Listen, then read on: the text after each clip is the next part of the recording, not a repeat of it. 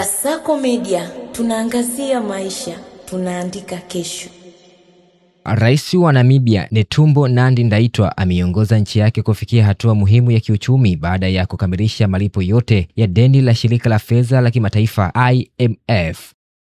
Namibia imelipa jumla ya dola milioni 23.9, hatua inayotajwa kupunguza mzigo wa madeni ya nje na kuongeza udhibiti wa uchumi wa taifa hilo. Mafanikio hayo yamepokelewa kama ishara ya usimamizi mzuri wa fedha za umma chini ya uongozi wa sasa.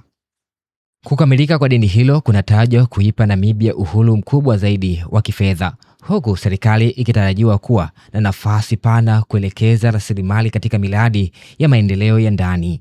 Kwa mujibu wa takwimu, hadi Machi mwaka huu, malipo hayo yalifikia dola milioni 23.88. Namibia sasa imejiunga na baadhi ya mataifa ya Afrika yaliyofanikiwa kufuta madeni yao kwa IMF, ikiwemo Msumbiji. Netumbo Nandi-Ndaitwah mwenye umri wa miaka 72 ndiye rais wa kwanza mwanamke wa Namibia.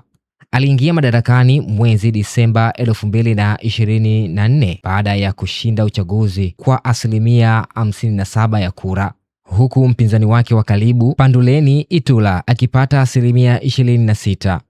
Tangu akiwa na umri wa miaka 14 amekuwa mwanachama wa chama tawala cha SWAPO, hatua iliyomjengea historia ndefu ya kisiasa nchini humo.